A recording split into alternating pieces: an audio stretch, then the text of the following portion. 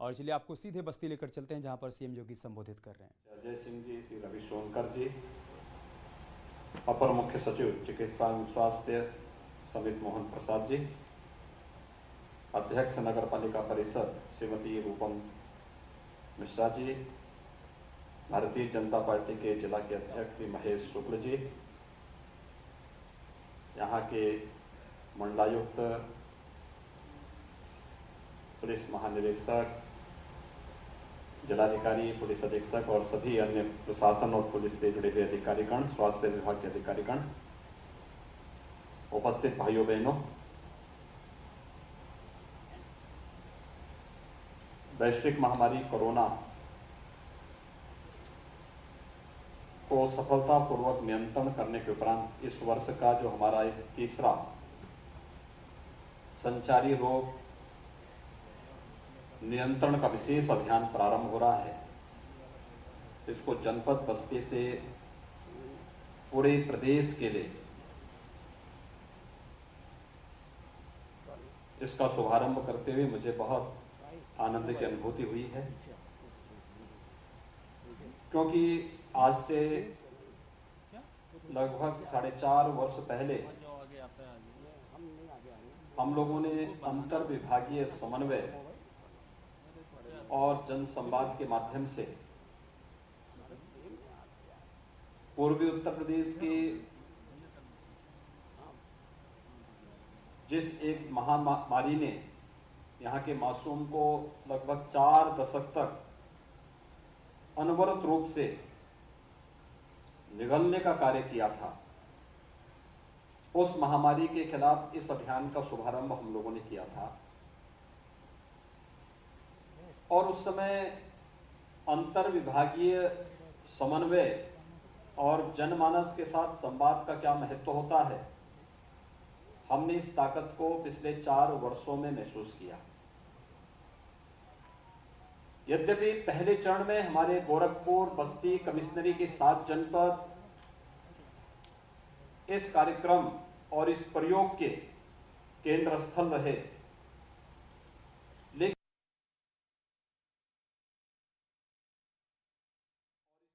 और इंसेफ्लाइटिस यानी दिमागी बुखार से जुड़े हुए मरीज दिखते थे और व्यापक पैमाने पर मौत होती थी। उन सभी स्थलों पर हम लोगों ने इस अभियान को व्यापक रूप से प्रारंभ किया और जब 3 वर्ष के अंदर हम लोगों ने लगभग इंसेफ्लाइटिस यानी दिमागी बुखार को लगभग 75% तक नियंत्रित करने और मौत के आंकड़ों को 95% तक नियंत्रित करने में सफलता प्राप्त की। और आज मैं कह सकता हूं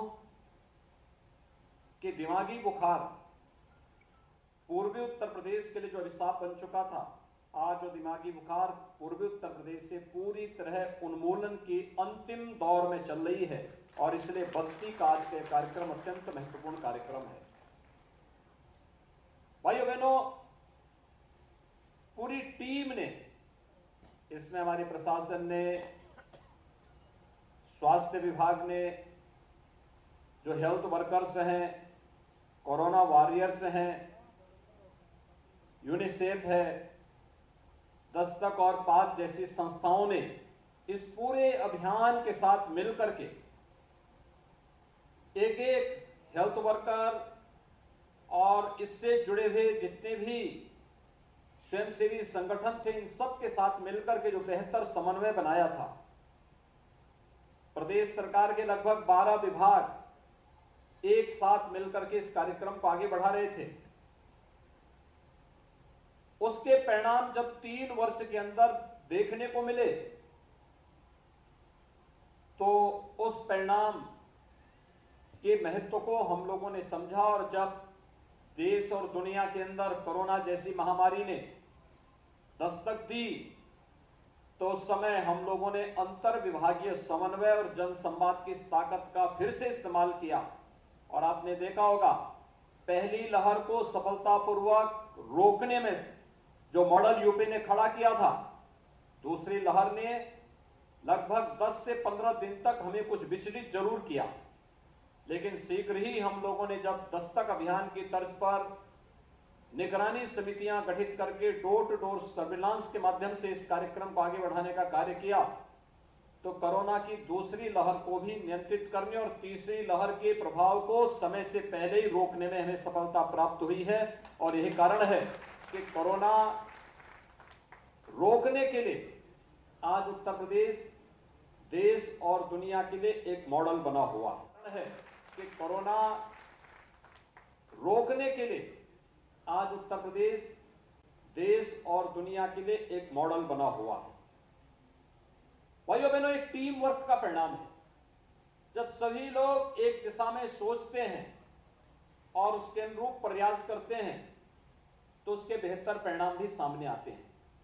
शासन नीति बनाती है, जनप्रतिनिधि उसकी निगरानी करते हैं, प्रशासनिक टीम और संबंधित विभागों की टीम उसको आम जनमानस तक पहुंचाती है और जन सहभागिता के माध्यम से इन कार्यक्रमों को सफलता की नई ऊंचाइयों तक पहुंचाती है। तो उसके परिणाम ऐसे ही होते हैं जैसे कोरोना के लिए रोकथाम करने में हमें सफलता प्राप्त हुई है। आज इस सभागार में हम सब एकत्र हुए हैं। अनुमान करिए, आज से 6 महीने पहले क्या यह स्थिति थी कि हम एक साथ इतने बड़े समूह के साथ किसी सभागार में एकत्र हो पाते? नहीं। या क्या उन राज्यों में जहां पर अभी भी लॉकडाउन चल रहा है, क्या इतना बड़ा समुदाय एक साथ एक जगह एक सभागार में एकत्र होकर के इस प्रकार के अभियान को और कार्यक्रम को आगे बढ़ा सकता है? जवाब मिलेगा नहीं। पर्व और त्योहार, अभी हाल ही में आप लोगों ने विजयादशमी के आयोजन को संपन्न किया है। शारदीय नवरात्रि में मां दुर्गा की मूर्तियों की स्थापना करके जगह जगह आरती के कार्यक्रम संपन्न किए हैं, रामलीलाओं के मंचन के कार्यक्रम प्रारंभ किए हैं और मूर्ति विसर्जन के साथ समूह के साथ जाकर के इस कार्यक्रम को आगे बढ़ाया है। आज से 6 महीने पहले क्या इस प्रकार के कार्यक्रम संभव हो पा रहे थे? जवाब मिलेगा नहीं। अगर एक टीम वर्क काम नहीं करती और टीम एक साथ, शासन ने निर्णय लिया, एक पॉलिसी बनाई, जनप्रतिनिधियों ने उसकी निगरानी की, प्रशासनिक टीम, स्वास्थ्य विभाग की टीम और सभी संबंधित विभागों के एक एक कर्मी ने उसको निचले स्तर तक, जमीनी स्तर तक पहुंचाने का काम किया और जनमानस की सहभागिता स्वयंसेवी संगठनों के माध्यम से, यूनिसेफ के माध्यम से, पाज जैसी संस्थाओं के माध्यम से प्रारंभ हुआ। तो उसके परिणाम एक साथ इतनी ताकत, इतने लोगों की भावनाएं और इतने लोगों का प्रयास एक साथ जब प्रारंभ हुआ तो उसका परिणाम रहा कि कोरोना उत्तर प्रदेश देश की सबसे बड़ी आबादी के राज्य से पूरी तरह समाप्त होता हुआ दिखाई दिया। न केवल हम लोग नागरिकों के जीवन को बचाने में सफल हुए, बल्कि जीविका के साथ साथ आस्था को भी सम्मान देने में हमें सफलता प्राप्त हुई और सभी पर्व और त्योहार सकुशल संपन्न करने के लिए भी एक माहौल हमें प्राप्त हुआ। भाइयों बहनों, ये जो संचारी रोग हैं, ये मौसमी बीमारियां हैं, मौसम के साथ आती हैं और व्यापक नुकसान करते हुए फिर चली जाती है। आपने देखा होगा, असमय मौसम अतिवृष्टि के कारण व्यापक पैमाने पे फसलों का नुकसान हुआ है। ऐसे ही जब असमय मौसम बिगड़ता है तो केवल जन और धन की हानि अपने उस प्रभाव से नहीं करती, बल्कि उसके बाद वो तमाम प्रकार की बीमारियों को भी छोड़ती हुई जाती है। अगर समय रहते हम उससे सावधान नहीं हुए तो उसका परिणाम क्या होगा? जल जमा होगा तो मच्छर होंगे, मच्छर होंगे तो गंदगी भी होगी, मलेरिया होगा।